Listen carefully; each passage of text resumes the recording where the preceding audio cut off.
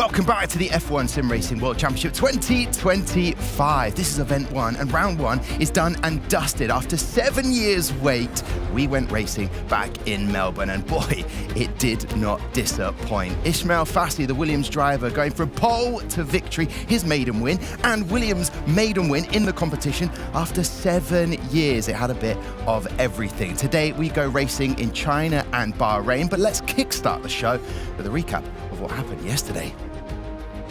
Oh, look at that come. Yeah, Otis Lawrence is loving life out there at the moment. That's been one of the stories of the session so far. Otis Lawrence currently working the wheel. Now it's my first season where I'm in the regulation to be old enough to be in the series, and it's great to start like this. It's a good confidence boost, and we'll see what happens in the race.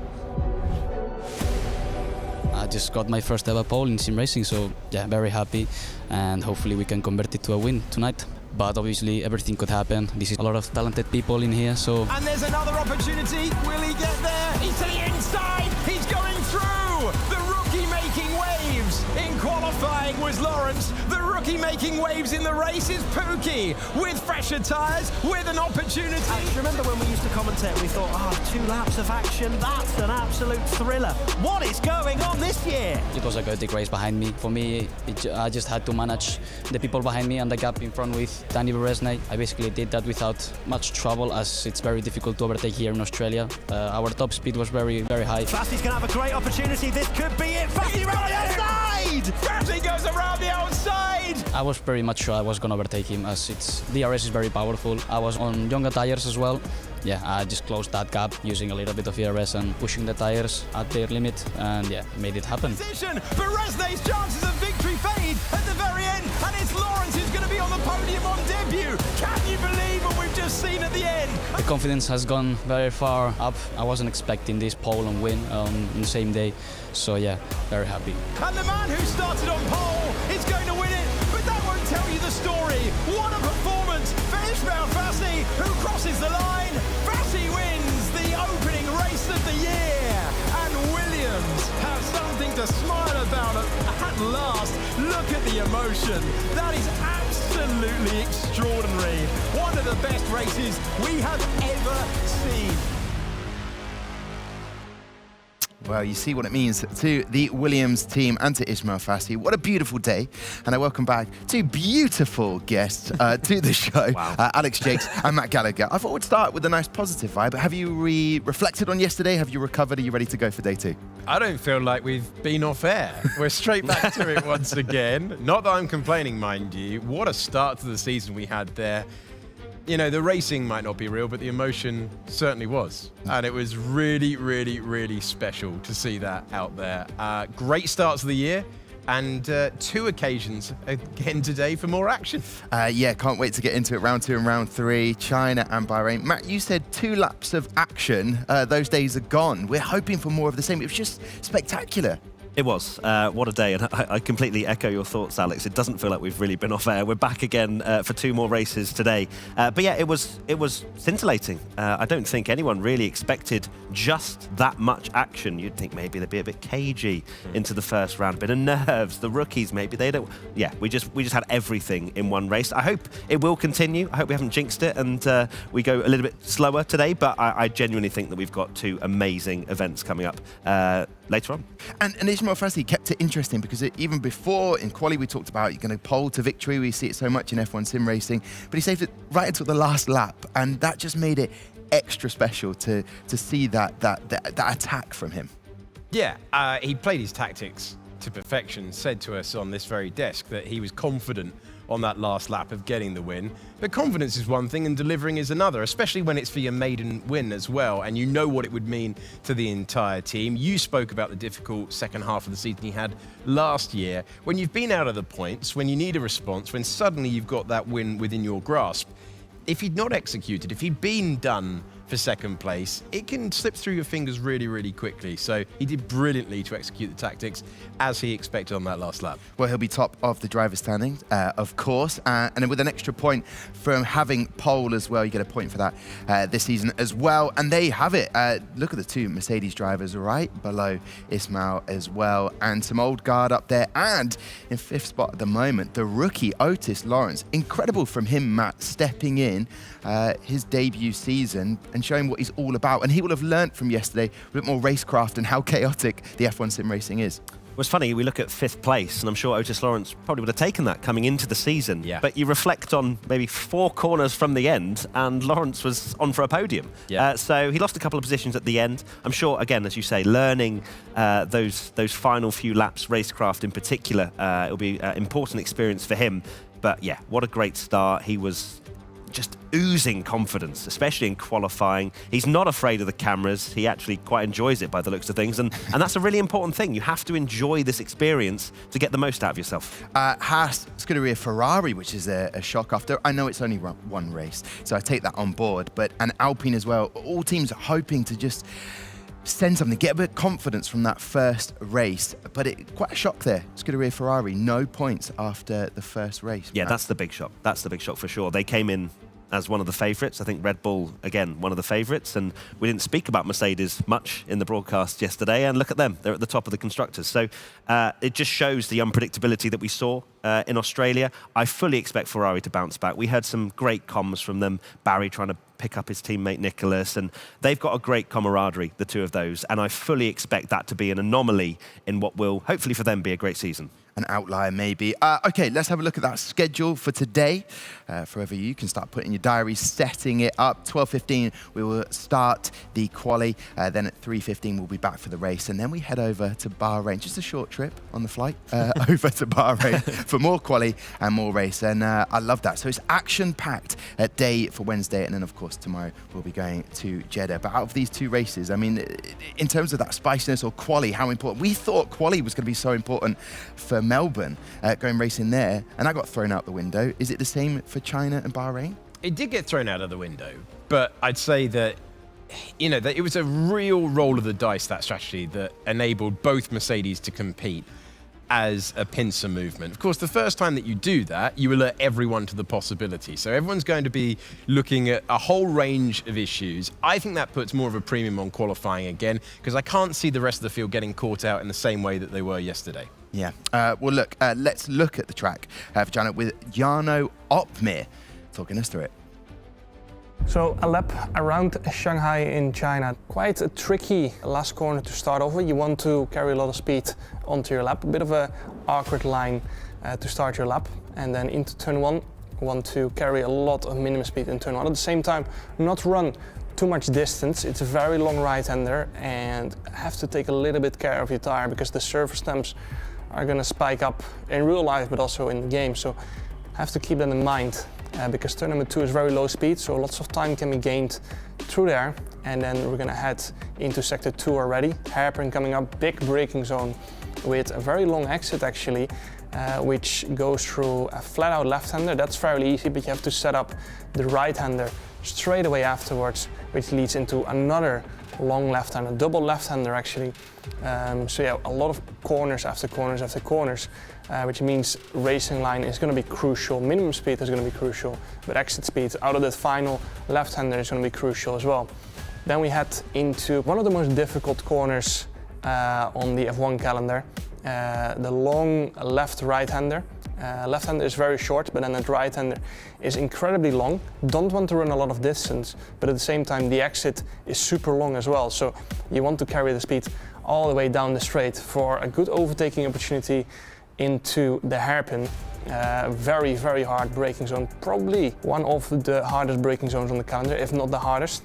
Can make some good dive bombs into that hairpin, but you have to be careful to not overshoot it, of course. Through the hairpin you go, lots of time to be found there, of course, because it's so low speed, one braking zone.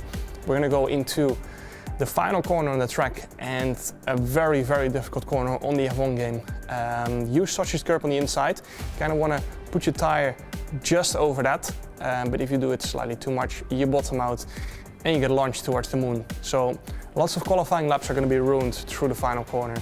Now we're just going to have to wait and see who will ruin their qualifying lap around the last corner in Shanghai.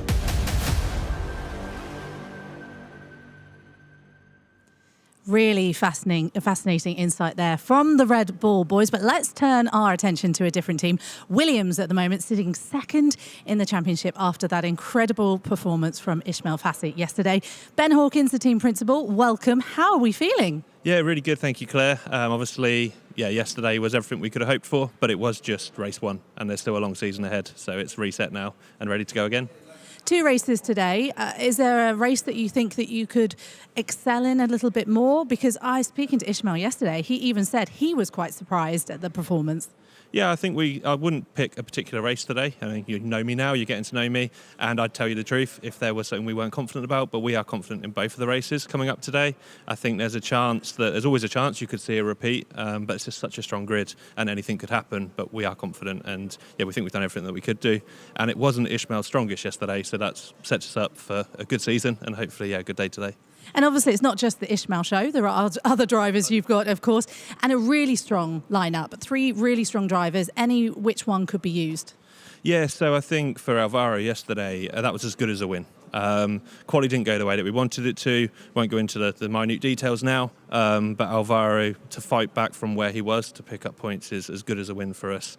And I think Ruben's going to bring some real strong performance at Bahrain, and we're very, very happy with what we've got. It's the first time for us really going for this model. We don't have a first driver, second driver, third driver. We've got 3 incredible talents, and you'll see them used interchangeably throughout the season. And the momentum is with you at the moment. You're second in the championship, just behind Mercedes. Yeah, 100%. And the biggest thing for us is culture and environment. I know a lot of people joke around the all-Spanish roster. That just happened that way. We recruit based on the values that we see. And these guys, I don't think anything could rock them. We celebrated, if you want to call it celebrating, last night. It was literally a well done to everybody, and it's reset again. I know it sounds heartless and cold, but it's elite sport. You don't ride the highs too high, so then you won't feel the lows too low. So yeah, we're a really stable group, and watch this space. Well, good luck. Thank you for talking to us. Yeah, thank you. Good morning to both Ben Hawkins there and Claire Cottingham. All red today. She has essentially said it's Scuderia Ferrari again today for her. Great to have Claire getting that insight from the guys talking there. Ruben Pedreno, the Spanish culture. He'll be stepping in for Bahrain. But Ismail Fassi even sending a few kisses to everyone who's watching this morning. Matt, what do you make of the Williams team in general? Well, look, they've taken this very seriously for a few years. Like back at their HQ, which is part of the Formula One team, they have an amazing sort of sim suite there that I've had the pleasure of going in, and it's brilliant. So they've taken this seriously for a while, and they've deserved to get this victory, these accolades that hopefully they will continue to get throughout this season. But Fassi, we knew the potential was there. It was just he needed to deliver it, and that's exactly what he did in qualifying, and being able to then convert that into a victory. As much as you said in commentary, Alex, it didn't tell the full story, a pole to to a victory, because it was not lights to flag. But yeah, they've got a great team. Clearly, a lot of sort of close-knit relationships there as well, and that will give dividends by the end of the season. Yeah, Ruben Pedreno moving across from Alpine, adding to that culture. I want to talk about the points system, just to remind everybody as well. That pole position that Fassi had yesterday coming into it, and then the fastest lap was awarded to the man who went from P11 to P4. Not the greatest quali from Jarno Opmeer. We heard from him in terms of that track layout and potentially avoiding going to the moon at some point. Top drive from him. He'll need to do better in quali, but great stuff from Jarno, and it was brilliant to see his racecraft yesterday. Yeah, he really came alive in the latter stages, but he will want to stop giving himself a mountain to climb. That's his main aim. If he can post it inside the top 10, he knows he's got the race pace. He's always had the race pace, and that's his aim coming up in the next couple of minutes. Alex, Jakes, Matt Gallagher, cannot wait for this. I will hand it over to you as we go racing in Shanghai. Thank you very much, Tom Deacon. It's Shanghai International Circuit. We continue what has been so far an epic start to F1 sim racing in 2025. That is the long corner that sends you on to the longest straight of the season. 5.4 kilometres, 3.3 miles, 16 turns. Plenty for the driver to deal with, Matt Gallagher. Oh, I absolutely love this track, Alex. I really do. It's one of the unsung heroes of the F1 calendar, in my opinion. And I'm really hoping that F1 Sim Racing can deliver even half of a race that we saw yesterday. Will still be an absolute worldie. So there is the Ferrari Esports team. And then we take a look at McLaren. They are absolutely the team that need to bounce back after yesterday. Of course, Alfie Butcher, very disappointed with his qualifying. He had a pretty awesome race, it has to be said, but of course was carrying that penalty.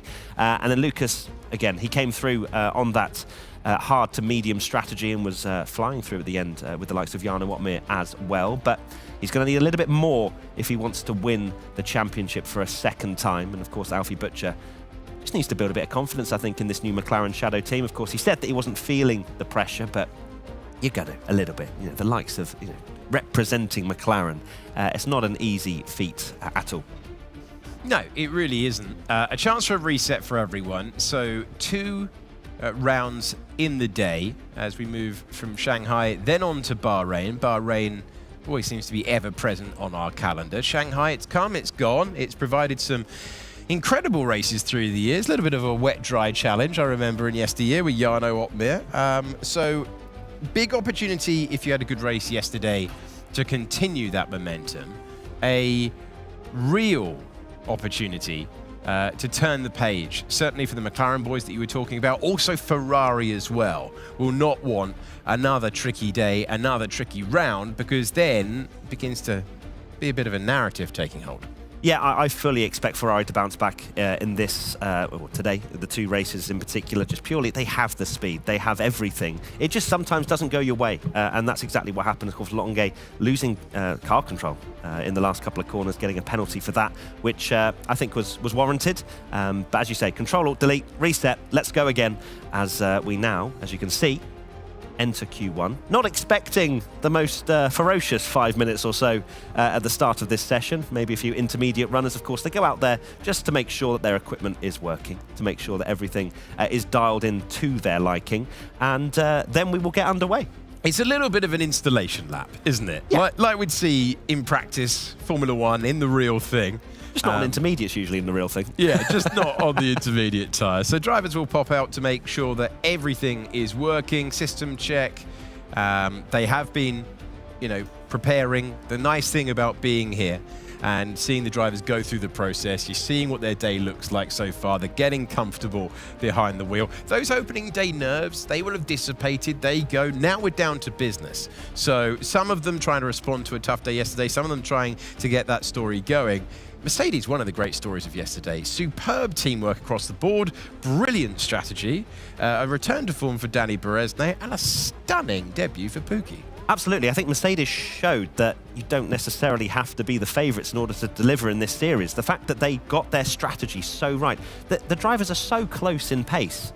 If you can just position yourself in that train in a good way, like Danny Beresne. He said after the race he wasn't that disappointed in not winning because he kind of accepted that he wasn't going to. He'd gone a little bit early on those hard tyres at the once he'd pitted, but he secured a podium position that was looking unlikely after qualifying, where he was P8. So Mercedes pulled a blinder. I'm sure the other teams have perhaps woken up a little bit to the aggressiveness in some of the strategies that can be played out during this season. And we have some cars out on track, as you can see, which is always great. Gets the blood flowing, gets the nerves tingling a little bit, and it's great to be back once again. We said, it feels like we haven't been on air. We were literally on air a few hours ago. It feels like it probably feels the same for the drivers. Yeah, they're starting to get a little bit more comfy now. Of course, they're not in their own setups, their own headquarters. They're here, and it's going to take a little bit of time to adjust. And I think today will be a big turning point, perhaps, for some teams. Looking at the cars out there on track, and we've got 50 minutes and 30 seconds to go. Leisurely start to this one as the drivers just check everything out there. Then we'll get our push laps. The track will be at its best at the end of the session. Drivers cool as you like with their teams with the run plans here. So it will all be about this stage just learning what you've got. Jarno Opmeer, former champion, a winner around here in the past. One of the best drives I think we've ever seen in F1 sim racing, where it was a last to first challenge. Of course, the wet weather helped that. But Jarno, it was a ridiculously incredible. Like, it was just one of those drives that you go, did that really happen? Doing a last to first in a league race or something is one thing, but doing it against the 20 best drivers in the world, or the other 19, is just something that we've not seen before. So I'm sure that will, of course, give Jarno some confidence. But for me, if Jarno can just qualify in the top 5, that's all he needs. But the thing is, it's much easier said than done because everyone is so close. But if Jarno can do that, he has to be one of the favourites for the race. I completely echo what you've said there, Matt. It's just, do you think drivers can get into the situation where it almost becomes like, you know, you get the yips in golf, don't you? Everyone starts talking about your putting. And then if everyone starts talking about your qualifying, I spoke to Mark Webber about this once. He went through a season where he just could not get the starts right. And then if everyone starts talking about your starts, it only adds pressure. Look at Lando Norris last year. Similar thing. Everyone talks about the opening laps and then it's a thing. Difficult at any level in any championship to dial out the stated weakness that you have. And given that he's such a strong driver, that's about the only gap that there is in an incredible performance behind the wheel that he's shown us time and time again in sim racing. And also, he's a massive personality, as Jarno. He's done incredible for the Formula One game, for Formula One in general, with his content creation and the huge fan base that he has behind him. But that is also pressure. You know, they like to take the mickey out of him sometimes as well, and they will remind him of his qualifying and things like that. So there is that added pressure for sure. But Jarno, as we've seen in the races, he doesn't necessarily feel that there, and he delivers excellently. Went from 11th to 4th yesterday. Yeah, brilliant. Brilliant performance in a day where it was easy to see points slip through your fingers. Who would have thought that he would have been the lead Red Bull across the line? I don't think you would have got great odds on that at the start, showing all of his champion class. We're on board with Gal there as he gets up to speed in the championship, part of an all-rookie lineup at Haas for this event, and Haas like this tactic of chucking new talent in. Worked really well for them last year with Butcher, who has moved his way to McLaren. You look at some of the team personnel setup that we've got here in the arena. We've got the drivers on the rigs, we've got their engineering setup close to them as well, and for the rookies, a day to have got used to it. And then we, having completed our install laps, now get to the stage with 12 minutes to go, where we'll stop sounding like a podcast and we'll start sounding like a commentary, because the action is about to come your way. We're about to see drivers actually go out there and set representative tyres, and we look forward to seeing what we get out there. A dry track once again, a little bit of speculation. We've been talking about the conditions that we've previously had around Shanghai International, but it's dry once again. I think always great news for the rookies there, because you're trying to carry in everything that you've learned coming into this year. You do not perhaps want scrambled performance at this stage. Maybe later in the year if you're chasing a result, if you've not quite got the points finishes that you were looking for, but it will be interesting to see what we get later on. Around a track where there are so many different characteristics that you have to balance behind the wheel. Absolutely. You speak of the weather. I've just opened up our lovely weather app that we have. A lot of information to go with this year, which is very appreciated. 3% chance of rain. So never say never, Alex. But I don't think it's going to rain in this session. Although as we go through, the increase of the probability does go up. Plus 30 minutes, it says 16%. So might have spoken too soon. Yeah, there you go. But for now, there's no rush, of course, and I prefer a dry qualifying anyway. It's great to see them go just to the full limit of what they can do. And sometimes wet weather qualifying, you can have the best conditions at the start, and then it is a 15-minute podcast as we sit there and wait for the next session. So, yeah, we are getting ready for, well, it is already Q1, but the actual start of Q1. But look, if for F1 sim racing fans out there, they know this happens, that Jarno's stretching, he's having a good old chill. Freddie's there, just having a little wiggle of the wheel, just trying to keep somewhat still concentrated, as there's Danny Beresnay, who'll be very, very happy after yesterday, and he'll be exuding confidence coming into today. Yeah, whole team will, after they got it right. They might not have won the race, but they did everything but, didn't they? Called it to perfection, upgraded their slots on the grid, taking that podium, and there is our championship leader after the one race. Ready? He's been on camera so much, we're catching him in nearly every moment of his life. Just clearing his throat before he gets back behind the wheel and tries to keep the story going. Williams winners at last in F1 sim racing after yesterday's performance. And with 26 points on the board, 25 for the win and 1 for pole position. And there is one, unlike the Formula 1 World Championship that begins in Australia later in the year. There is 1 point for pole position. Given how close it's been, last year's title separated by 6 points. Every single point out there, absolutely vital. That is the sound of a car on the circuit. I tell you what, we're having a look at Barry Brumman. Let's have a listen in to what they've been chatting about. Is it a possibility that maybe start of Q3 is dry? No, it doesn't. Well, the weather's actually changing as we're looking at it, so we're going to have to confirm with you at the start of Q2. So for now, let's just treat it as a normal quali. Yeah, we'll deal with it when we get there. Let's just focus on Q1. Yeah, it's dry Q1. That's all that matters. The Alex jinx is kicking in, ladies and gentlemen. Curse is real. Listen, at this stage, you just embrace it. Enjoy the monsoon conditions of later on. Entire field of drivers behind me. Sorry about that. I love it. I love it. Yeah. Well, there we are. I've learned a couple of things today. Number one, that we've got a weather page on our iPads, and that you can never count out anything. Don't trust the blue skies. Esports in the Sim Racing Championship that we've got for this year. Barry Borman then giving us a little bit of hint that what might be to come. Either way, Q1, dry conditions, and the drivers will be at the full limits of the cars. And then it could be an entirely different skill set for later on. Through the heat haze they go, warming tyres, warming brakes, getting into the temperature window that they need to.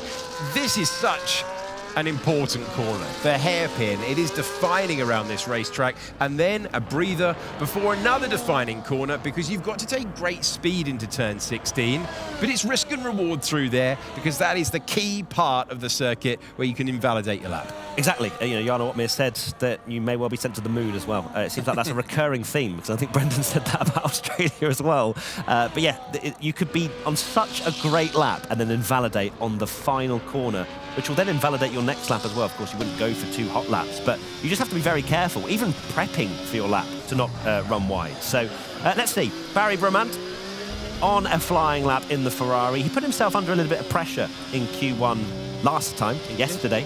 So he'll be looking to put in a nice banker on this first flying lap. You can see the rear end stepping out ever so slightly, but that's what they want. They want that for the rotation of the car as we head into the double left-hander. And Barry looking very clean, very composed at the moment. I don't know if this is going to be reflected by all of the drivers in the field, but from a neutral point of view, loving the action, loving how aggressive it was yesterday.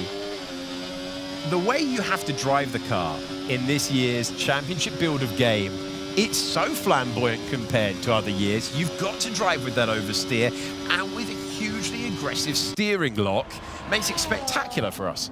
It does. It's very visually dramatic, isn't it, as we head into the hairpin. I'm sure if we rode on board with Barry there, we would have seen just how aggressive he would have turned into that hairpin. And then round the final corner he comes. Will he respect track limits? He does indeed, and will be the first to come over the line with 1 minute 29.741. Let's see how that sits as the other drivers come over for their first laps. So Nicolas Longuet goes ahead of his teammate by 0.04 of a second. Our championship leader goes ahead of both Ferraris. Man with huge confidence at the moment. Alvaro Carreton finds himself in 4th position. Rookie Otis Lawrence goes into 5th with his early effort. And Brendan Lee was 6th. He's now 7th out front. And another change out there as we get our opening laps on the board. Zilderham going fastest, but Freddie Rasmussen displacing him and going fastest once again with the 29.612. Jarno Opmeer, his teammate, slots in 3rd, so a good couple of laps for the Red Bull duo.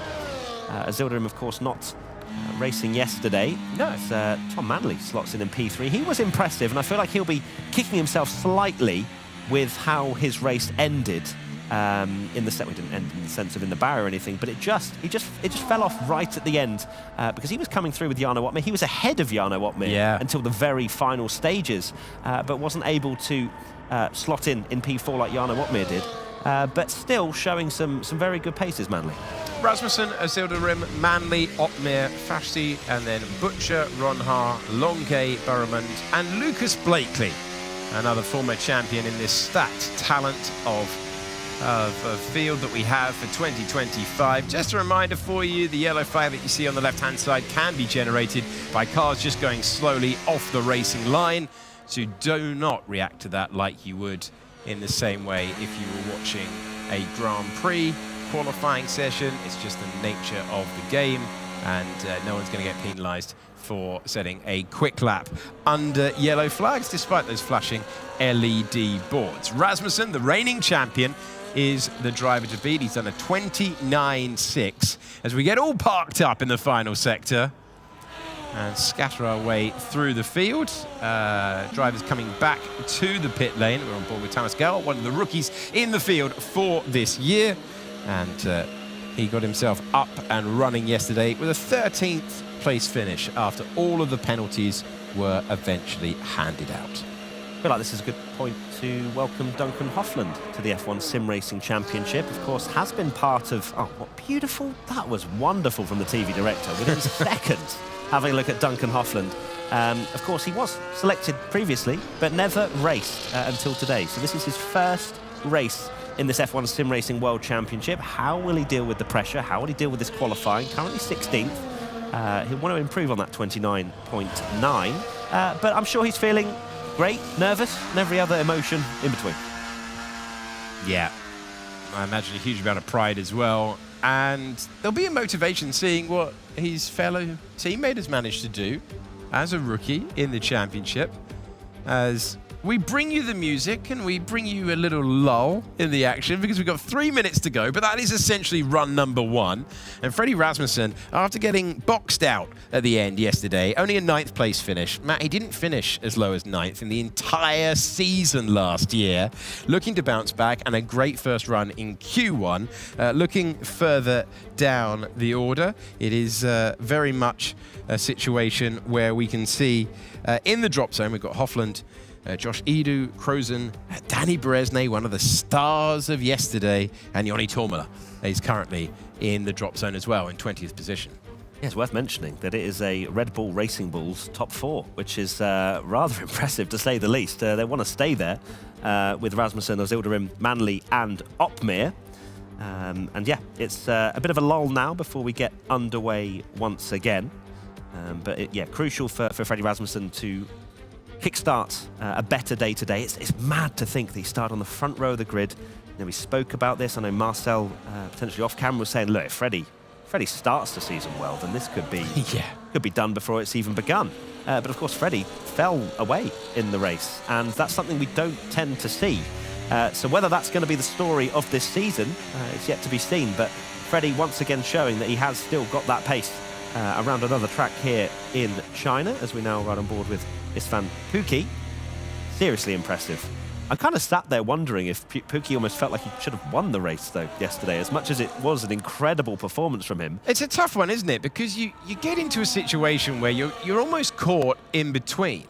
Because you've got that opportunity as a rookie. You want to deliver the big points. You don't want to go for any half moves, but brilliant performance to get it there. But it is absolutely, as you say, for elite athletes at the top level of any discipline, when you're like, oh, I was actually quite close in the end. Yeah. You do start getting greedy for the next thing. And the reason I say that was because he had 3-lap fresher tyres than the rest of the field. So that was a great advantage for him to have. But still, I'm sure he will take a P2 in the first race of the season. What's interesting now, with less than a minute to go in this Q1 session, Alfie Butcher retired from this session. So he's not going out again. And he's 6th place. I'll be sat there as Alfie Butcher a little bit concerned, a little bit wondering whether there's going to be a lot of improvement on this second lap. Well, they clearly don't think the track is going to leap forward by the margin that would knock him out. Either that, or they've looked around at the competition and gone, I don't think 5 drivers are going to beat my time. We'll be confident. Joni Tormala, podium finishing class in F1 sim racing as he starts life with Alpine, heading for another couple of hairpins around this circuit, rotating the car with a huge amount of lock. Plenty of drivers generating what appears to be a lockup, but that's the fastest way through. Everyone from 7th downwards is pushing on as they're looking to book their place inside the top 15. And we have our podium finisher from yesterday, Danny Berezne, down there at the moment in the drop zone. We're on board with the 20th place driver. Checkered flag is out. This is the last chance you've got to improve your time.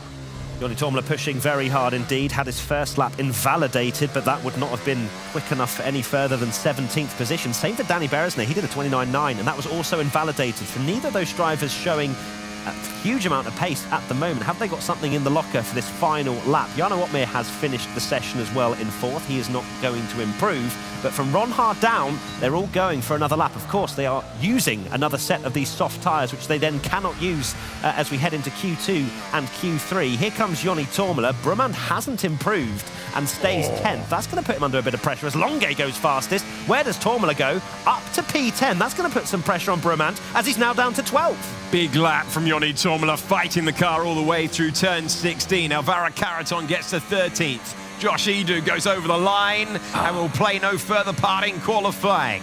Big moment for him as we see Lucas Blakely down into the drop zone as well. And now Danny Berezne, can he find himself there? Now Danny Berezne goes over the line. He gets himself to 13th. And Barry Borremond, Duncan Hoffman, Alvaro Carreton, Lucas Blakely and Josh Edu fall at the first hurdle of qualifying. Barry Borremond and Lucas Blakely the shocks. And you can see the pressure that tells that is a big moment again in Sim Racing 2025. A huge moment of consequence in qualifying. Barry Borremond was 20th over the line, got himself into the next part of qualifying, but we have lost a Ferrari and a McLaren once again. Barry Borremond, Duncan Hoffland, Alvaro Carreton, Lucas Blakely and Josh Edu out in the first part of qualifying. Two massive shocks here at the start of the second race weekend. Brumand and Lucas Blakely out in Q1. What is going on in this 2025 season at the moment? You can see just how devastated Barry is at the moment, inconsolable, and this is where you'd hope to think that Longuet would be playing the role that he was yesterday for his teammate and just saying, look, you can pick it up from 16th on the grid. We've seen it in the past with Opmeer. You have to pray for a little bit of weather, I imagine, if you want a good result later on today. But yeah, that is a incredibly shocking Q1 result for that. Josh Edu down in 20th. I mean, he was in Q3 yesterday. So chopping and changing constantly. Nicolas Longuet, Barry Brumand's teammate, fastest. My iPad has self-destructed. Let's have a look together. Let's look at your one there, the times that we've got. So Barry Borremond in 16th was an improvement at the end. Now he's missed out there by hundredths of a second. The time that you saw on the left-hand side of your graphic was the time to the fastest. So that was the gap to his teammate who set the fastest time. The time to him making it into the session, hundredths of a second. And that is the real brutal moment coming down for him. He only needed to find a hundredth and he would have made it through. Hoffland, Carreton, Blakely and Edu as well. No improvement on the last lap for the back row of the grid. Blakely and Edu not registering personal bests at the end of the qualifying session. Okay, so we now look ahead towards Q2 and two massive players out already. Alfie Butcher, we're breathing a sigh of relief that he's managed to make it through in P12, and I hear we have an interview ready with Lucas Blakely. Yeah, alongside me, obviously devastated. I can see it already in you, usually so smiley, so happy, and I can feel the energy right here. What went wrong? Yeah, I just couldn't get the lap in the end. I think I was maybe 800s up going into the last corner, which would have put me right on that P15 cut off, and then yeah, just hit the curb the wrong way and lost all the time. Just yeah, gave it a go, didn't work, laps weren't good enough, and yeah, can't do anything about it now. Just gotta get on with it for the race later. But what we did see yesterday is maybe not the best qualifying for yourself, but you finished in a good position. There is always a chance to fight back. Yeah, nothing's ever, truly lost. I mean, maybe P19, but I think, I don't know. I mean, anyway, no matter what it is, it's not where I want to be. It's not where I should be. So, yeah, obviously massively disappointed. But, you've got to take the rough with the smooth and just keep fighting on. There's nothing more you can do. it is the beginning of the season. We've got so much more racing to go. And I know we say that all the time, but for yourself, it is a mindset that you need to kind of get out of at this point? No, I mean, my mindset is still the same I've always had. I've still got every last bit of self-belief in myself, so I'm not really concerned. I personally know what I think the problems are, but can't do much about it. Just got to get on with it. Just try and drive the best laps I can. And in that session, it wasn't good enough, so I can only apologise to the team for that one. But it's what it is. I'll get on with it. I know what I can do. So. Okay, well, good luck for the race. Thank you. Thank you very much, Claire. Thank you, Lucas Blakely, for talking us through what is a really tough moment. He's already looking ahead, trying to turn the page. His performance to come through the field will give him the encouragement that it can be turned around. Sometimes qualifying entirely defining. Yesterday, it absolutely wasn't the case. Are you expecting it to be more of a defined event by qualifying this one? Again, I mean, it depends on the weather. It depends if there is an opportunity for strategy there. We saw yesterday that there is a possibility of some kind of aggressive strategy working, but this is a different track. I've heard the drivers saying this one might be a little bit of a calmer affair than Australia. So, Lucas... That could still be an epic race, though, couldn't it? Because I think most things were calmer than Australia.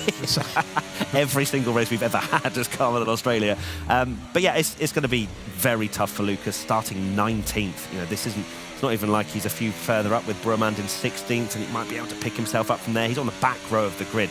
So mentally, he's just going to have to reset. There's always opportunities in the race, but he's going to have to require a little bit of luck as well. Yeah, maybe he will be the driver going hyper-aggressive on the strategy later on when we go racing. First of 2 races for you today on day 2 of the event, the opening one of the year for F1 Sim Racing in 2025. And 13 minutes ticking down. We're into Q2, so obviously less time on the clock, and it means that we get on with things slightly quicker. There might be a disparity in terms of tyre age at this stage of the session, but we will get the runs at the limit towards the end of this. We've got one McLaren left, we've got one Ferrari left, and Nicolas Longuet turning the page on yesterday. New day, new performance, and he was fastest of anyone there at the first part of qualifying in Q1. Yeah, crucial for him, though, did go for an extra run, so it means that he'll have one run in Q3, should he make it, which will be representative. These runs, for most of these drivers, should be on an old set of soft tyres, so trying to get some kind of banker in, but it's good to see them out there pushing, as Fassi is right now, wrestling the car constantly, it has to be said, through that double left-hander in a hard braking zone. Want to be very careful on how you turn into that corner. Avoid those yellow little mini sausage curbs, I'm going to call them, as we then go round this Chipolata. Very long right-hander. Chipolatas, yep. That's the sort of nonsense you usually chuck at me. Yeah, true. I'm enjoying this. Do you want to carry on? No, I love that. No, yeah, you take over now. No. I'm enjoying it this way round. Brilliant performance yesterday by Fassi. He was superb under pressure. Man, that steering lock is so Fernando Alonso at Renault. It's ridiculous. It's just crank it on for all you're worth. This corner, an absolute nightmare. Just a complete nightmare. I remember from my time playing the game that I never got on with turn 16 in Shanghai. You did, though. You loved racing around this place. You can get so close to the end of a great lap. I mean, as Lucas Blakely, who is a champion of F1 Sim Racing, just told us, you can hit the curb wrong and it can all fall away. And the previous effort for 15 corners, just one strike wrong on those curbs, and it's done in sight of the line. Some laps coming in now. Longuet, Otmir. Quick lap from Longuet, has to be said, 29.5 once again as we come over the line. Freddie Rasmussen slots himself in P2. But yeah, that final corner, you know, how Marcel was chatting yesterday about it being a little bit of luck with how low these cars are running. You can just hit the curb a little bit wrong. Danny Beresnay not going anywhere near that yellow sausage curb on the final corner as he comes over the line for P6. But yeah, there is an element of luck, but also you make your own luck at the end of a full season. You're not going to get unlucky the entire time. Although Freddie says that the reason he didn't ever win a championship was because of luck, and then feels like maybe last year he got a slice of it and he won the championship. So there are very fine margins in this series, and sometimes it can go your way, sometimes it won't. It's Nicholas Longe ahead of Freddie Rasmussen out front. Not getting representative running across the board, but we do have times on the board, so we'll tell you what we've got. Still in the pits, Tom Manley.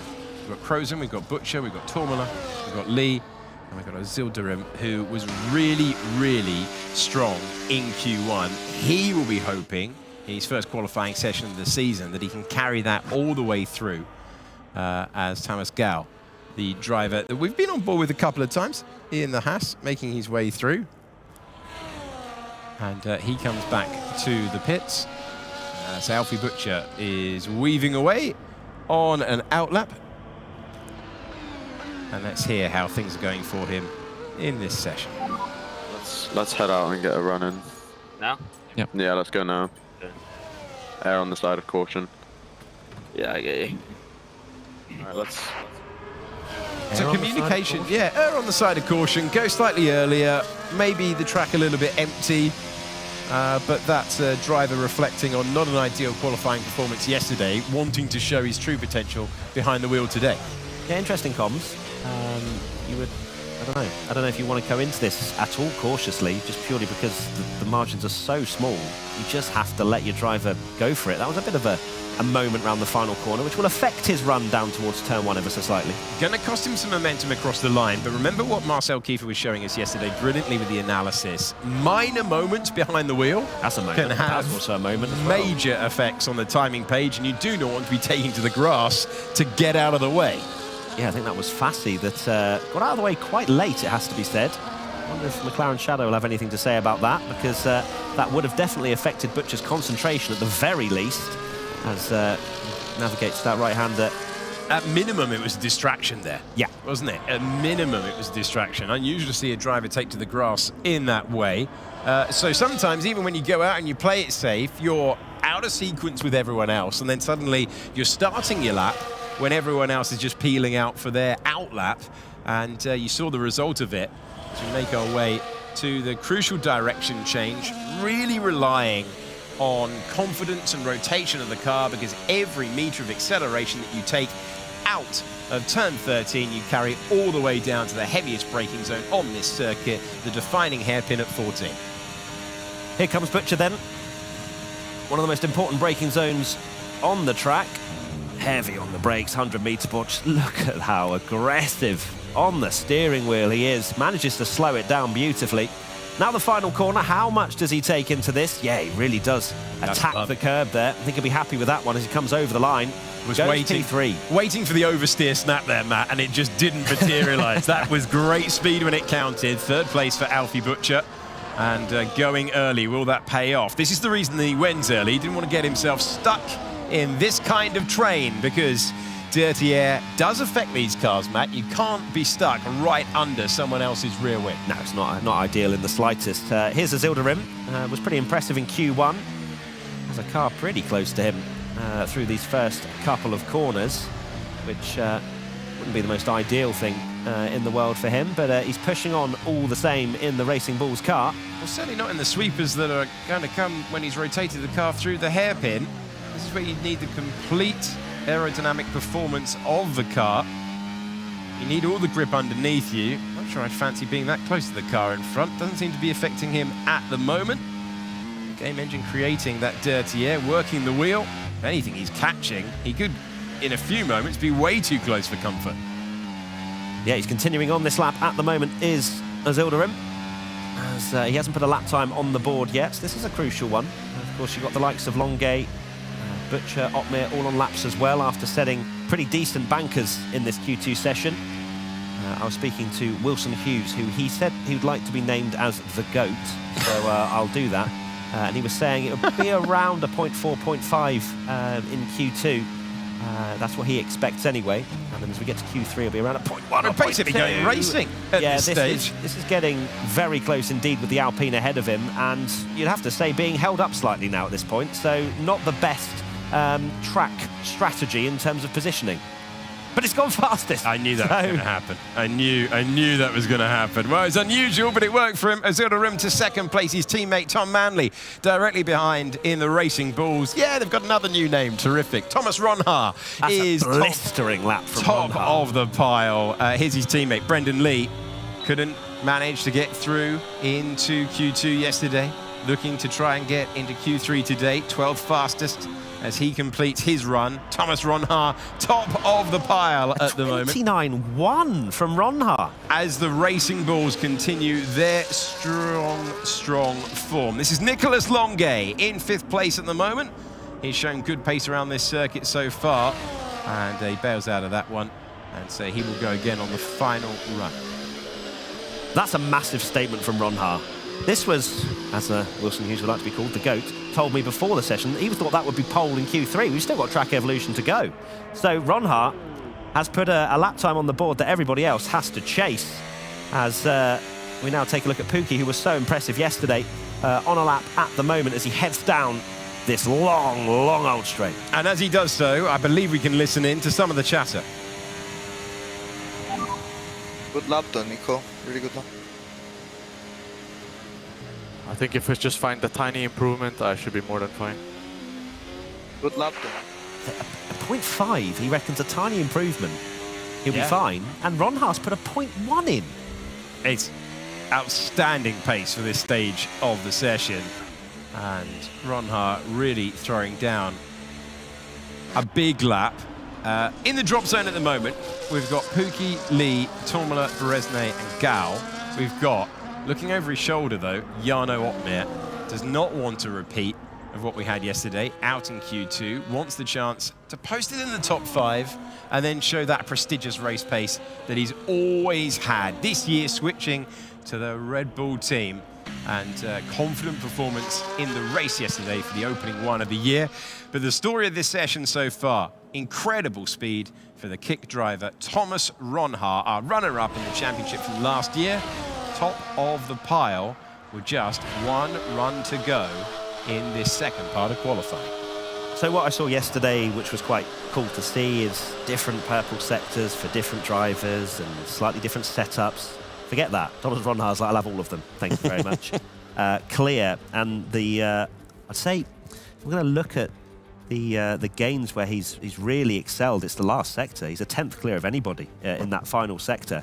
So I wonder if he's really sent it in that turn 16 corner to get the launch that he wanted. But either way, he will not be going out again. He's very happy indeed with that lap time. Will the likes of Azildarim and Manley feel comfortable in second and third? You would think so in terms of positioning, but they're 2-3 tenths behind the fastest time, and that's unexpected. That is completely unprecedented for F1 sim racing. 2-3 tenths is usually the gap between the entire top 10.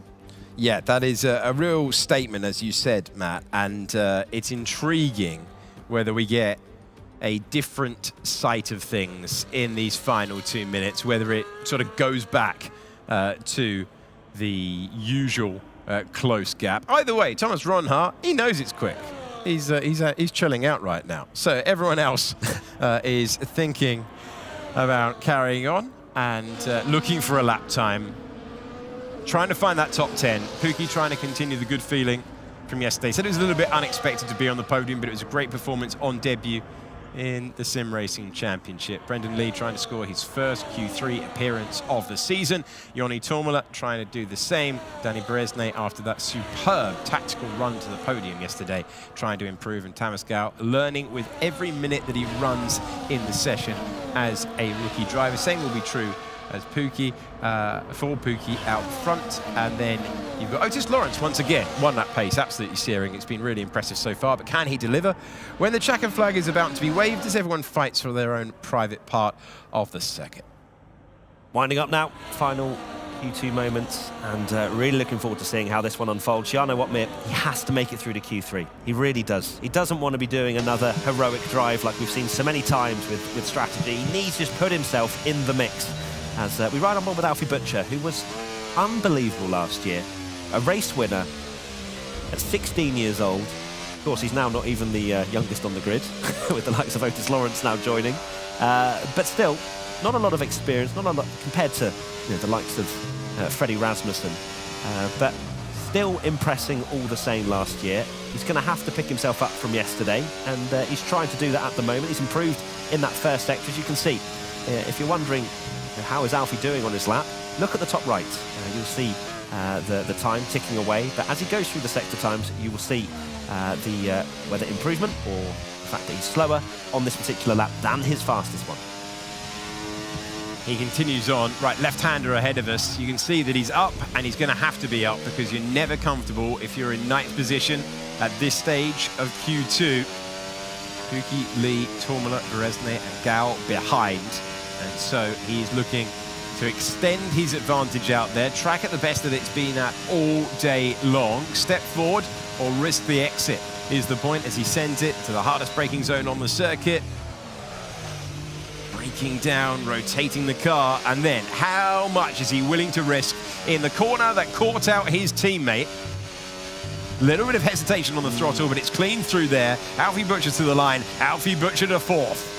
Yeah, there was a bit of hesitancy you could hear on the throttle, couldn't you, around that final corner. May have cost him a little bit of time, but he's up to fourth, which he'll be still looking behind himself, that's for sure, as the other drivers set laps. Here comes Pukki, currently 11th. Key moment. Can Pukki put the pressure on those ahead? He can. 8th position for Pukki to drop Jarno Opmeer into the bottom 5. Freddie Rasmussen in 10th position. Jarno Opmeer in 11th right now as Nicolas Longuet, the sole Ferrari in the field, remains in 7th place. Huge changes across the board as over the line we go. And Alfie Butcher is into the drop zone. Joni Tourmala is in 12th. Nicolas Longuet is out. Pukki is out. And Freddie Rasmussen is in the pits. Extraordinary stuff and consternation.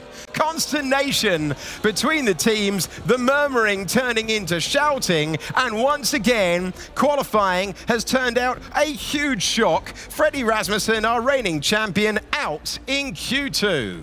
Massive shock. But then look at Otis Lawrence with a 29.0 to go fastest of the lot, of course, having that run right at the end. So Lawrence and Manley impressing.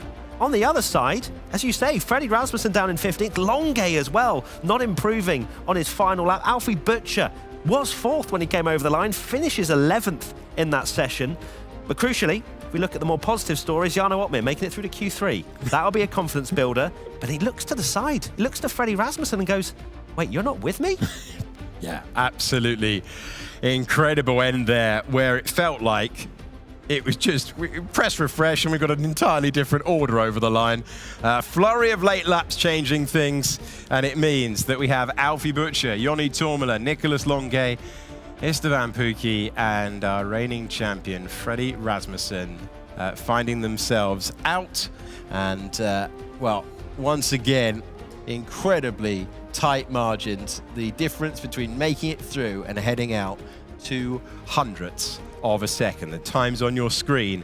The gap to the fastest overall time set by Otis Lawrence, and he is proving over one lap to be formidable and very comfortable with F1 sim racing.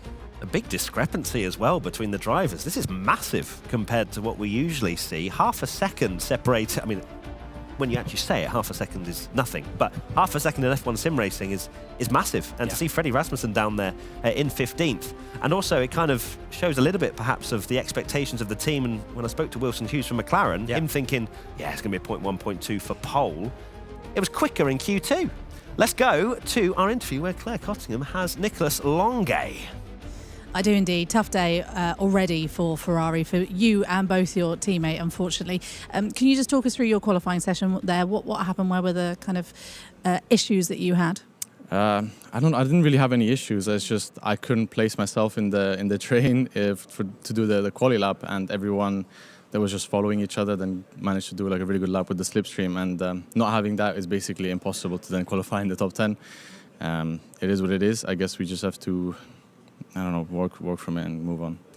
Absolutely, and you were, and we've spoken often how sim races can change so quickly, straight off the line. It's a fight back for you and for your teammate. Let's just quickly speak about Barry. How is he? Looked a bit stressed, obviously, after being knocked out in Q1. Yeah, I mean, obviously we weren't expecting this result. We were feeling very confident in China. Barry, I think, made a mistake maybe on his second lap in Q1. but we didn't expect Q1 to be that quick. And again, I think it was due to the slipstream in qualifying. So he was caught off guard as well, just like us. And it should repeat for me in Q2, to be honest. Yeah, disappointing. I can see that you were disappointed. We go racing, though, next. Talk me through how you're feeling. What's the race plan from here? Well, we saw yesterday how crazy it was, so I expect then nothing less. I mean, China has a very long back straight, so the DRS will be very powerful. I guess we just have to maximize our opportunities when we get them and hope for maybe some strategies and people making mistakes in front of us. On a positive, I believe yesterday you said China you quite enjoyed, so at least it'll be a good race. Yeah, no, I feel very fast. I mean, even in Q1 and Q2, I was top on the first few runs. I mean, that was when we could just do a clean lap by ourselves. But then as the slipstream came on, it was just very hard to manage that situation, yeah. Okay, well, good luck, and thank you for chatting to us. Thank you so much. Always appreciate the drivers speaking to Claire Cottingham after it's not gone to plan. The toughest thing about sport is fronting up when it's not gone the way that you want. Anyone can celebrate, but finding the right words at the right time. We so appreciate them talking to us after a session like that. Drivers heading back to the rigs, whether they're out or whether they're through into the final part of qualifying. A confounding start to the season, though, you have to say. We're getting contenders that we expected, but big names dropping in every single section of qualifying today and yesterday. If you're going to make it to the front in this championship, Matt Gallagher, you've got to push all the way in every single session. It sounds obvious, but this year it's proving really, really tough. And do I see grey skies above the Shanghai International Circuit? Yes, the weather has changed quite drastically. Not particularly dark clouds at the moment. But yeah, interesting to hear from Nicholas Longuet, and of course the different tactics for this track in particular compared to what we saw yesterday with Australia with the slipstreaming and the trains that we saw. It's timing your quali lap to perfection where you can benefit from the slipstream but also not be hindered too much like we saw Azildarim catching the Alpine in Q2. So fascinating to watch as, oh my goodness me, we almost had 4 wide going into the hairpin on an outlap. Hold on, what's going on, lads? It's not race day yet. Well, it is race day, but it's not race hour yet. Incredible fight for track position. We haven't got going yet. It's like a safety car restart, Alex. We wouldn't normally do this, but do you think Ron Har the favourite for pole here? I just want to almost set up the expectations before we get the reality, because I just want to point out to everyone how unusual it is that we're getting so many shocks, that we're getting so many surprises, multiple champions falling by the wayside. Yes, the games change year on year. Yes, you're always going to have to do some adaptation as a result. But it really does feel right on the edge. I'll get your answer for that in a few moments after we've heard from one of the drivers. Start of Q3, you have to basically go out immediately on softs, and we will skip any kind of tire warm-up. You will rush out of Q3 as quickly as you can on the outlap. Just send it. Yeah. And announcements. And the reason, Alex, 22% chance of rain. In 5 minutes, that changed to 89% light rain. To be honest, you should have guaranteed it the moment that I mentioned that we've got a dry session ahead of us. There Lawrence, we go. Still in the pits. That's going to be crucial for him. Well, he's decided to go the traditional way. So do we make Ron Har the favourite for pole on the basis of what we saw on that first on the middle run in Q2? Yes, but also I think it's whoever gets the best track conditions and who can utilise the slipstream the best. Let's see what these lap times are. These may well be the best we see in the entire session. So hurry up to get the dry conditions is the message from the teams to the drivers. So you're frantically trying to perform under pressure, and that is exactly what Azildarim has done. Ron Har again repeats the 29.1 that he did in Q2, but in Q3 it's Azildarim who's looked comfortable all the way through for Racing Bulls, and once again it's a different name at the front of the field as we complete our first runs. If it starts raining now, they're celebrating at Racing Bulls. And then we start the podcast that we said we weren't going to have, Alex. So here we go. 8 minutes still to go in this session. We don't see any raindrops just yet, but the weather forecast tells us that we are going to have some light rain very, very soon. Azildarim, what a lap time from him in the Racing Bulls. Just turns up to the season and says, well, this is what I've got. I've been preparing for China, and that's the kind of mental strength that this driver clearly has. It's one lap. That's what the team was telling Thomas Ronhaar, and I'm sure the same for Racing Bulls as well. Jarno Opmeer, crucially for him, up in third, with Brendan Lee, by the way, in P4 at the moment in his final season here in F1 Sim Racing. And there's the spot of rain. The man who didn't start yesterday could start race 2 of the season from pole position. Another twist. The rain comes down, the grip fades away, and his 13th start in F1 Sim Racing. If the rain continues to fall... Yeah, it's chucking it down, Alex. Otis Lawrence has just started his lap. How much grip is he going to have in that Aston Martin? I think they've made a mistake here. Well, they've gone for the traditional run plan. They've played it by ear. Everyone else went in a different direction. Ozilderim will be looking on because it doesn't appear that the grip is going to be out there. Crozen, who was at the back yesterday, is going to start in P6 as it stands. Another rookie in this field. We're on board with the man who's been so quick over one lap, but he's not just fighting the car, he is fighting the entire circuit right now and the wet conditions. 24-0 for Lawrence in that first sector, a 23-2 Ozilderim did. This is going to put him nowhere. He's going to be ahead of Manley, who hasn't put a lap time in. Lawrence hasn't got any grip out there.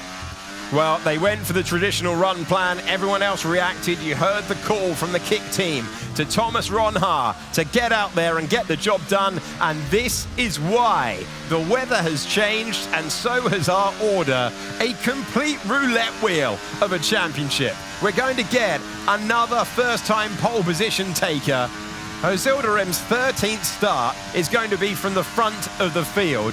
Incredible that the driver that we didn't have in the field yesterday will start at the very, very front of this talented grid where you can take nothing for granted this year. It's been a great lap considering the conditions for Otis Lawrence. He's done it really, really well considering the grip's fading away, but the grip just isn't there, and he finds himself in 9th position.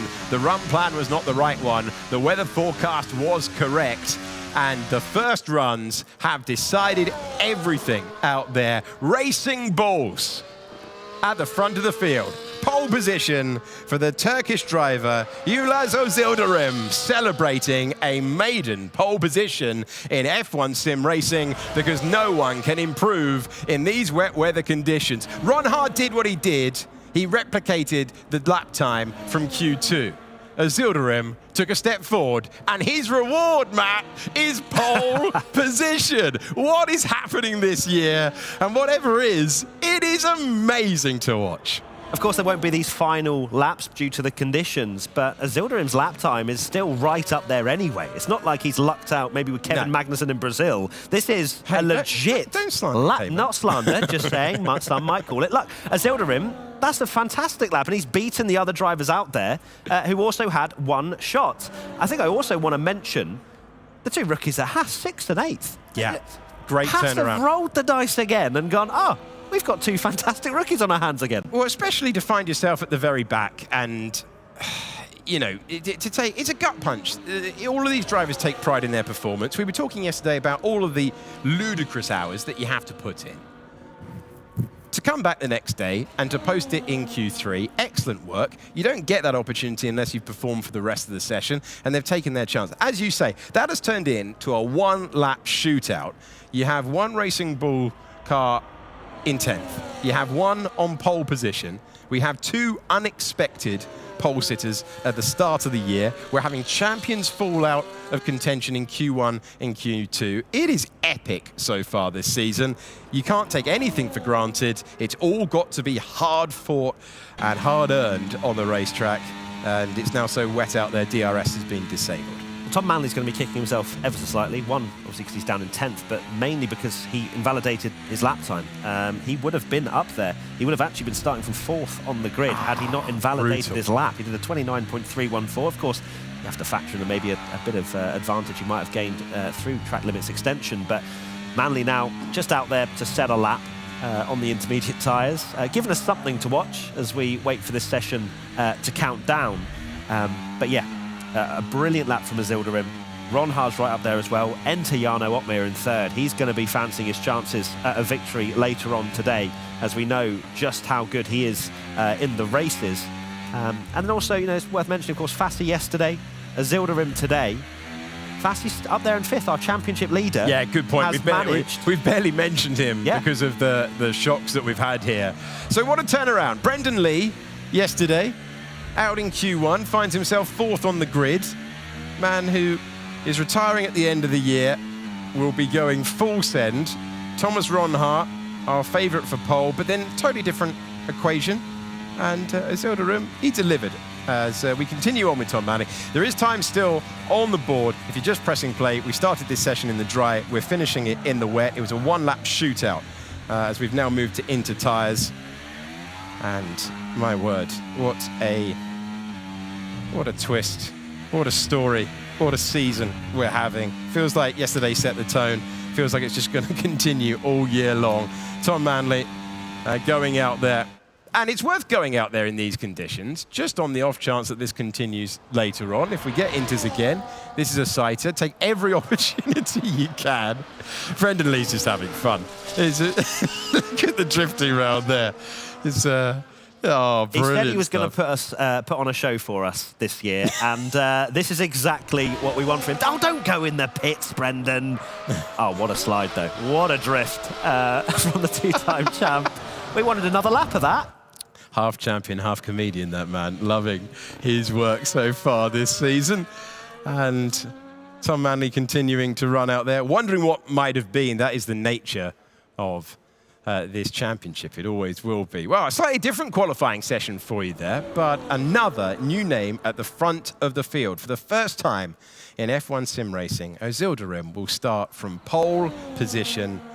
Did you think it was going to be Fassi and Azildarim, our first 2 pole sitters of the year? If you did, I don't believe it. Neither do I. Neither do I. And it's great. It just continues this story of we genuinely don't know who's going to be on pole from race to race and who's going to be fastest. But look, Azildarim, when he looks in his mirrors and sees Ronhar and Otmir behind him, probably not going to be feeling ever so confident to win the race. But let's see. Elbows out. Elbows out. The rookies have surprised already, so... Well, we might have thought that about yesterday. And what did we see? We saw brilliant, certainly in the middle of the race, Fassi being so cool behind the wheel. Crucial moment in the middle of yesterday's race where he was able to get back past Freddie Rasmussen, giving himself the option of attacking Beresnay on that last lap. And what a performance under pressure. One and done, and pole position the reward. Ulaz Azildarim, who will be delighted with his performance. Another new name on pole for the F1 Sim Racing Championship in another superb session that's upended expectations for what we can expect in F1 Sim Racing 2025. Azildarim, 12 race starts, 10 points to his name. He will now start from the front of the field later on today. So I imagine there will be some nerves. Of course, not a lot of experience on his shoulders, but let's see how he copes. Indeed, Matt. Alex, never a dull moment in F1 sim racing. Had a bit of everything for completely the different reasons this time. And as you mentioned, Ulash, his highest points place last year was 5th in Las Vegas. No other time was he in the points last year. Didn't race yesterday, comes in today. Absolutely sets his agenda for the 2025 season and looks very calm about it, I have to say. He's had about 5 minutes to get used to it. It happened right at the start of the session. Yeah, roll back that replay. Yeah. Probably buzzing a couple of moments ago. Brilliant performance. I mean, well done to him. That was, as Matt said, that was a one shot for everyone out there, and he has delivered. He's taken his opportunity, and he can celebrate a well-won pole position. Well done, that man. And with a bit of Tokyo drifting from Brendan Lee to enjoy. And hey, not how they would have planned. Interesting to see some of that slipstream being used in quali, which will be interesting. The stewards we spoke to before we came out today, using that slipstream to advantage. We'll have to wait and see what's reported back on that for some of the teams. Well, realistically, that shouldn't really be possible with the game engine. This is a championship build. You want to see, things are never going to be replicated 100%, but that should not be the ideal car placement. They shouldn't be able to follow that close. I think it's the fact that in the rules, my understanding of the rules and what I've heard from other drivers is that you're not allowed to slipstream with your teammate. Yeah. But what we saw there, was teams kind of working together in some ways and going Which 2 by 2. Risk versus reward, because if you catch the car ahead Yeah. into the braking zone and you are legitimately quicker, you might have nowhere to go and you might compromise your lap. So tactics, as you say, Tom, all the way through, including slipstreaming with other cars. It's a tenet of the championship. Fascinating. That's what we've done. We've opened He it didn't up. even get pole, Tom. Come on. Claire Costingham is with the pole sitter, Ulas. I am indeed. Another surprise pole position and another very happy driver alongside me. Talk to me, how was that and how did you manage to pick out such a fascinating and fantastic lap? I mean, it was very intense session because everyone was waiting for the rain. So we only had one lap to do. We have to go out very early and try to get like behind someone to get some help from them. But it was very intense in the Q1 as well because everyone basically bunched up in the end as well. So it was very stressful, but I'm very, very happy right now. I didn't expect this. Well, you are on pole position, so that's always great. And we were just talking on the desk then about slipstreaming within qualifying. We saw quite a lot of that during qualifying. Was that something that helped you or hindered you? I mean, for the Q1, it didn't help us because we didn't know everyone was going to go for it, but we saw that everyone is going for it. So we did it for Q2 and Q3. I don't know if it helped us too much because we lost too much time, but I think it's still good. Like, I don't think it's the best for the races, but I think it's good for us that we got this pole position with the slipstream. So I'm very happy with it. We saw yesterday Ismail Fassi on pole position and eventually, actually, I mean, it was a chaotic race, but he still came out on top. So for yourself, are you looking forward to kind of, I don't know, how are we going to approach this? I mean, I also hope to keep my position, P1. I'm going to go for it. I will try everything to keep the position. But he didn't keep position. That was what was so interesting about it. We did lots of, But in the end, he keep it, so that's what matters. that's the stat that you care about. Yeah. Are you feeling confident? Yeah, I'm feeling very confident. Okay, who are you worried about that's behind you? Apart from, of course, we have the whole grid behind you. Is there anyone that is a real concern? Because we've got such a jumbled up grid. We've got Brendan Lee in fourth and Thomas Ronhar not far behind. Yeah, I have 2 kick drivers behind me, so I'm a little worried about it because they're teammates. They can work together. But I will still do my best. Tom is also in P10, so we can do something together. So I'm looking forward to it. That's a good point. You've got teammates behind you that could start working together. Good luck, and thank you so much for talking to us. Thank you very much. Top start then for the Origin RB guys, and Ulas doing the business in his 13th ever start. Who joins us on the desk? This man needs no introduction. It's the one and only Mr. Marcel Kiefer. Part of the green team today as well. Obviously, I know, very professional, to bed as soon as the race is done last night. Fresh for today. Are you all good for this action today? Yes, I am. I mean, it was an interesting qualifying, let's say. I think in Australia the slipstream was not that important. We didn't see these massive trains, but what do you guys think about that? Like, I'm not so sure if I like it. I think it is a bit of a, like, just if you have the right car ahead of you, you gain a lot. But if you have a driver that makes a mistake, you're out. And actually, we will see that also on our highlight reel with Freddy, because that's why he was out. He didn't make a mistake. He just had Nicolas Ronge ahead of him. And Nico didn't get a good lap. So Freddy was 5/10 down at the end of the lap from his actual Delta lap. So, yeah.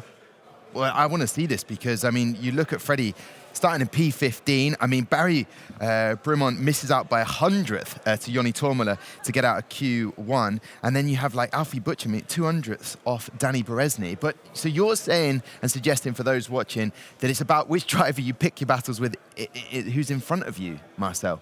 I mean, it's kind of like you pick a driver, you hope that it's going to go well. And if it goes well, you're maybe on pole. Like, honestly, these lap times, they were crazy fast. I've heard from the drivers in clean air when they practice at home, a 0.0 is, for some drivers, the PB. And we see a 0.0 on LAN from basically one of the more, like, rookie drivers. That's actually crazy. Like, the best lap, from what I've heard, is a high 0.9 at home. That is a perfect lap. And we're talking here with mixed conditions, slipstream, and distractions.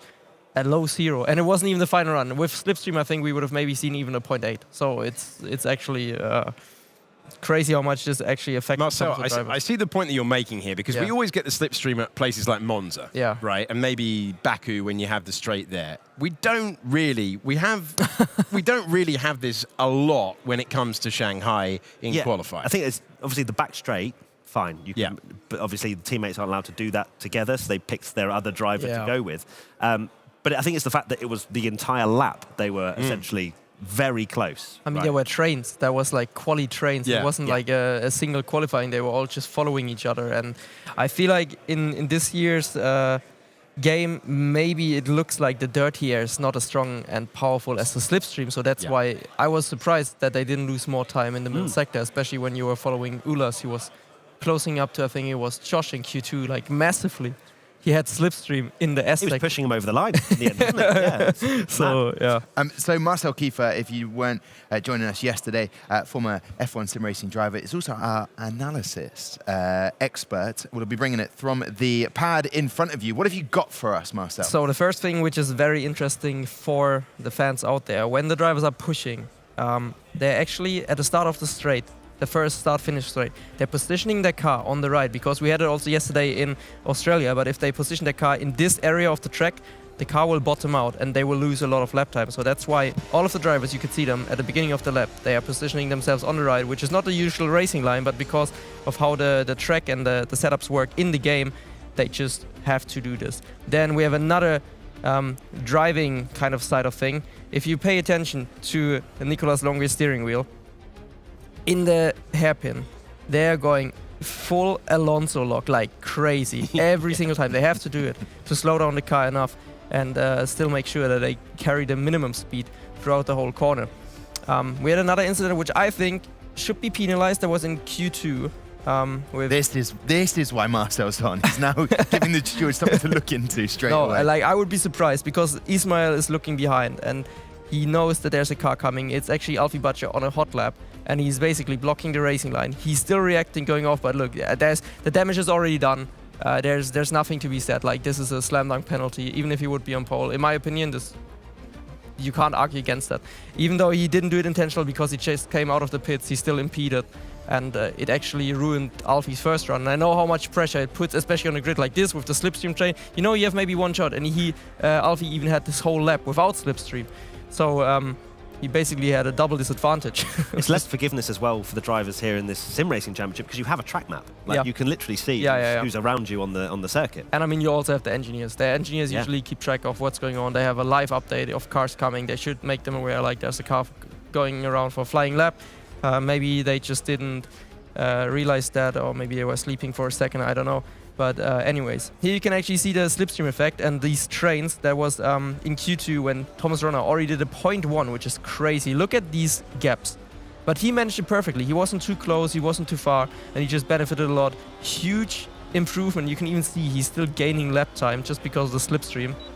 And then crosses the line for P1 at the end of Q2. And next up we have, unfortunately, the suffering lap from Frederick Rasmussen when he picked to be behind the Ferrari of Nicolas Longue, who didn't manage to align it fully. You would think, by the way, if you're picking a driver, Longue is usually a one-lap specialist. I would do the same thing. Like Longue is by far one of the best drivers over one lap, but it's so difficult with these tracks. I mean, we already have the bumps in the start-finish straight.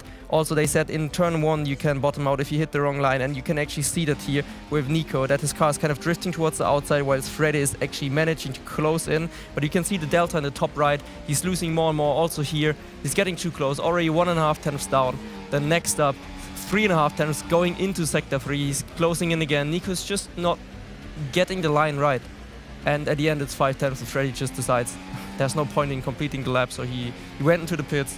It was basically no fault of his own. The only fault that he did was, well...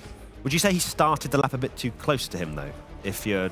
I mean, if it's a thing, if you need a slipstream in order to take a top 5, and it appears that in that session you did, he's done everything right, hasn't he? He's behind Longue. He's positioned it around the same distance that we saw for others in the field. Was there anything that he did wrong there, Marcel? Pick the wrong driver. That's what we should. But by the book, you'd always pick Nicolas Longue. I mean, you know, you also have to kind of make a gamble between how close do you want to be, because the closer you are, the stronger the slipstream. The further away, the less benefit you have. And obviously, all of these drivers, they want to make sure. Maybe Freddy took too big of a risk because it's only Q2. But again, at this point, he was in P7. If people improve like Ronner with such a good slipstream, then no matter what he does, if he doesn't get a good toe, then he's out. And Nico didn't have a toe, so If there's a fast driver ahead that gets a tow from another driver, and you're again behind this driver that is actually fast but is getting a tow, it's pretty much done deal. And that's what happened with Runner. He managed it perfectly, he got a great tow, and in the end, he was on pole. I really appreciate, as I'm sure many of our viewers have appreciated that breakdown from you there, Marcel. I'm curious to get to your thoughts then, as a former driver. For Otis Lawrence, we saw taking his time. Aston Martin went with a sort of conventional run and decided not to go out and set that and deliver when it mattered in terms of the fastest lap they could do. But in terms of him coming in to day 2, Marcel, what will he have learnt from yesterday? I mean, from yesterday, that he can qualify at the top, but I mean, the race was still a complete different breed. And if we see something like that today again, with maybe mixed conditions, I think we're in for another super chaotic race, especially seeing how strong the slipstream is. And if one driver decides to suddenly burst their full hybrid engine, and it's like, okay, I want to make a move now, everyone might react, someone might not see it coming, and then we see the gaps forming, we see some packs forming again, and you kind of just need to make sure you don't get damaged. Like, for example, turn 1 yesterday, Joni Tomla, first lap, immediately wing gone, even though he had a great start. It can happen so fast. So yeah, I think my advice for Otis is just keep your head cool. You're a young guy. You already are making a good reputation for yourself here. I think everyone's rating him highly, any team. So Aston Martin has to be careful that he's not getting snatched from another team for next year. And you said as well about not seeing something coming. From our perspective, it felt as though Aston Martin didn't look at the weather. Like, no, and that's how they feel. What do you think? You know, sometimes also with the data that you have, it seems like it starts a little bit later. We also had that when I was driving for Red Bull a couple of times back in the past, especially I remember I think 2021 Austria, and we were thinking it would start later. Then we went out a little bit too late, and you already see the first raindrops, and it's just done. Is that based on communication from the driver, from what they're seeing out there, or because Aston Martin seemed to be the only team that didn't do what everyone else was doing? That's why I said it, right? Yeah. They were the only driver, like Otis was the only driver not to really take advantage of that. I mean, honestly, I would be surprised if it would be down to Otis. I mean, he has the input from the game. You always see this small prediction on your in-game garage screen. But most of the teams, they all work with the engineers on telemetry, and they get additional data usually from how accurate the weather, when is it gonna hit. Like it's not like in one second it's gonna hit. It's just like a prediction. But they practice at home. They work on these things together. They usually should be prepared. So I think it's more of like a team error. Like him with the team. It's not always just the team or just the driver. But I think in a situation like that, the drivers are just stressed. They need to make sure they go out in the right moment. And they are also relying a lot on the decision from the engineers. And if it goes wrong, then you could also see the head shake when he was on lap. He was not happy. And yesterday, he was one of the first drivers to set a lap time. So Yeah. it's an interesting thing. Thomas Ronhauer is literally just there. He has not been agreed to interview just now. Perfect. However, Claire Cottingham is with Barry Brumand, and let's find out how he's feeling from that quali. Yeah, in our very red room. I'm obviously wearing the red dress today, but it hasn't done quite as well as we wanted, I guess, for you guys. It wasn't actually why I wore red, let's be honest. It was the only dress I had. But for yourself, how are you feeling? Yeah, I mean, obviously not feeling great after the last night race was just really, I think, just didn't really go our way.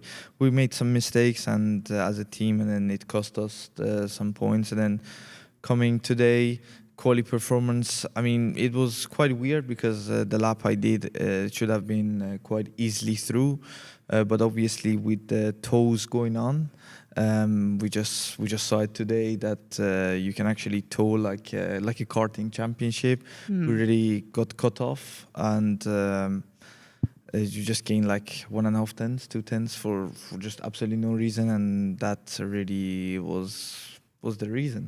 Okay, so the slipstream scenario throughout qualifying has had a massive effect on you guys then?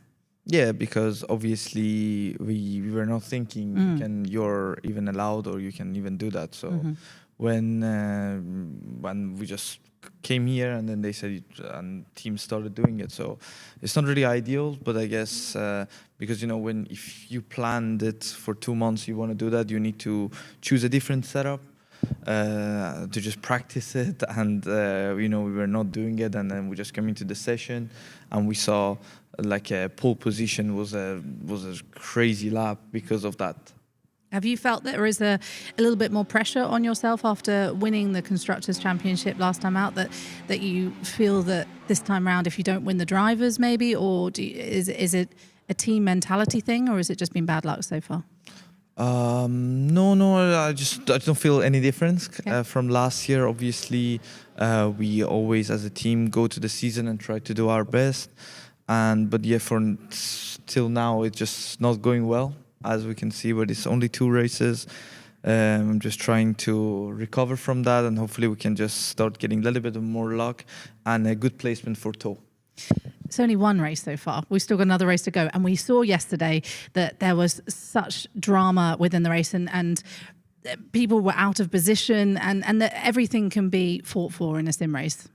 Yeah, obviously, but I mean, starting P16 for China is not really the best place, but still I'm just going to go out, do my best. Hopefully we can grab some points, and then we should be fine for Bahrain. Exactly. There's still Bahrain to go. We've got another qualifying session, of course, and then another race today, and also another race tomorrow. So still plenty of time to get those points on the board. Yeah. Obviously for tomorrow with the slipstream thing, we just need to nail the slipstream, and whoever nail it, I guess it's on pole. Okay. Well, thank you for speaking to us, and good luck for the race. Thank you. Thank you very much to Claire for catching up with Barry there. That old saying, fail to prepare, prepare to fail. But that just doesn't seem to be the case. Months of preparation coming into this, and moments like that happen.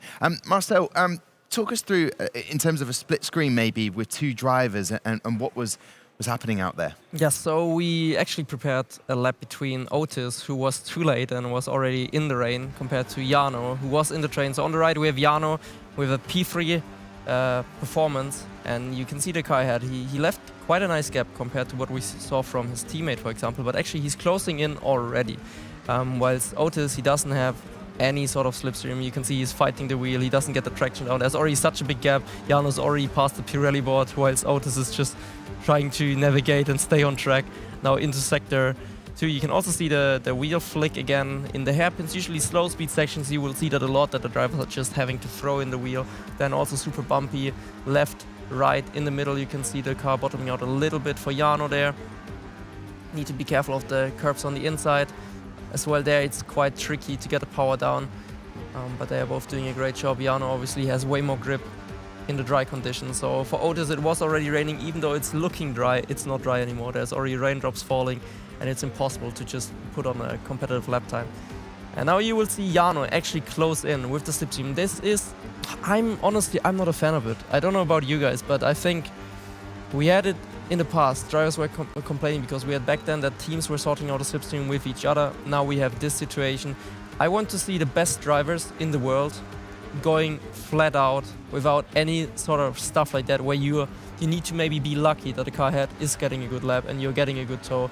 I just want them to push like crazy, and the best driver should be in pole without any sort of impact from these kind of things that in the end you can't control. You pick a driver, you need to hope if he doesn't perform, then it's not your fault, but you had to go for it, and then your lap is also ruined, which we saw with Freddie. Yeah, I agree. I want to see a qualifying session where it isn't that element of luck. I think it's obviously great to have a jumbled up grid in some ways. Having Zildjian on pole, that creates a story, but you kind of want that story because he's set a lap time that on an equal footing to everybody else. Of course, slipstream does exist in Formula One, like in real life, but not to that extent. So I do wonder, as we move on through this championship, whether we will continue to see this and whether any changes will be made. It'd be interesting to see whether they intervene on it, because if not, it's something that everyone's going to have to adapt to. And Zildjian adapted best. And some teams might not have been focusing on that because of their feelings towards it. Well, they weren't, clearly, because there were some drivers out there on their own and just towing along someone from behind. Intriguing stuff. Okay, let's focus on the track then. Let's not talk about the slipstream anymore. We can still talk about it because mid-session, I actually ran to the stewards and I was like, we need to change that. I don't like what I'm seeing. They're going to regret introducing themselves to Marcel. Stewards, this is Marcel. He's your new bestie. Let's talk about the Shanghai International Circuit track. Obviously, it's a legendary racetrack, which we've seen in Formula One many times. 4 podiums for you, I believe, as well, Marcel. I'll say it before you do. Yeah, that's why he called it legendary. No, I like it a lot. It's a very fun track and also good for racing. Turn 1, obviously, we have the bumps in this section. It can be tricky to line up a move for the end of Sector 1. It still is a good overtaking opportunity right there in Turn 6. But usually the drivers are waiting because the longest straight is happening in Sector 3 after this little, we call it snail corner. And depending on who's behind, I think if it would be Freddy, he would just lift and lift and lift this whole way down here and not go for a move. But hopefully we will see some action and already earlier than when the pit stops are actually happening. Then we have the hairpin. Good overtaking opportunity. Maybe we will see drivers go still side by side until turn 16. And then maybe if they still keep it side by side, we can see a battle all the way back to turn 1. Or if they head quickly into the pit lane like Danny Beresney to go for an undercut, maybe they can win the race like that. Marcel, what's the key to being quick around here? It suited your driving style. Why was it such a good circuit for you? I mean, I usually liked medium downforce tracks, but with a lot of high speed. Like the setups were usually set up to be quite low downforce, like on Silverstone or this track. You don't want too much downforce because of these super long straights. So you kind of need to balance it out with the car. You need low aerodynamics, whilst you still need to make sure you're not losing too much time in especially turn 1, 2, 3, and also the S section, because the traction zones there, they are not easy. And if you're just getting the balance a little bit wrong, maybe it's fast for overtaking, but in qualifying you could suffer a little bit. In the end, it didn't matter too much, because if you didn't get a slipstream, then you can have as little wings as you want, you're still going to lose time. You mentioned about setups. We saw a little bit of a difference in setups in Australia. Yeah. I think we could see there were some drivers faster in some sectors. Do you see a bigger discrepancy coming into a track like this in terms of the setups, and perhaps some going for much quicker down the straight, but pain in the corners? Yeah, definitely. There's a huge difference between teams on a track like this, because, like I said, some drivers like me back in the past, I preferred the setup that was super quick on the straight. And maybe I suffered a little bit in the corners, but I also heard from a couple of the drivers that especially Aston Martin, they're driving with maximum wings everywhere. You could see that actually yesterday, Otis was super, super close to Freddy all the time, but he couldn't really get the move done, because Freddy had way more top speed, whilst Otis probably is running more downforce. And if we see something like this again, maybe he's super close out of the snail corner in turn 13, but then he's maybe not close enough at the end of the straight. We're just going to see some epic moves from Lawrence around the outside of some corner. That would be great to see, intriguing stuff, and it sets itself up beautifully for 3 o'clock Central Eastern Time. Let's have a look at the starting grid, as now all the drivers have vacated the studio behind us. The Haas guys last to leave. So Josh Ido starts right at the back in 20th. Lucas Blakely, the champion 2 seasons ago, in 19th. So that locks out your back row. Then Duncan Hoffland coming in to this rookie, in for Fab Donoso next to Alvaro Caraton in 18th. Further up, we heard from earlier on Barry Burmund in 16th, and then a shock 15th. Good start for Freddie Rasmussen. Not expecting that. Istvan Pukki, what a race yesterday for him in 14th. And Nicholas Longue in 13th. And moving on up, Joni Tormula, the experienced driver there, in 12th. And Alfie Butcher in 11th, missing out on Q3 by 200ths of a second. Tom Manley doing very well. What a day it was for the RBs. And Otis Lawrence in 9th, not able to get a lap done in the dry. Tamas Gal, great start for him, 8th. Danny Beresney in 7th. And then Joris last to leave here for the Haas guys in 6th. Ismail Fassi, your winner yesterday, his maiden win. Around Melbourne, Brendan Lee, who's actually technically the only driver still in the studio. I think he's savouring every single moment. Jano will start in 3rd, a return to form for quali for him. He's and been the front trying row. to throw you off, hasn't he? He has a little bit. Last 5 minutes. There's been some interesting antics from him. Thomas Ronna starts in P2, and Ulas Ozdirorum in P1. What a start for him, his maiden pole.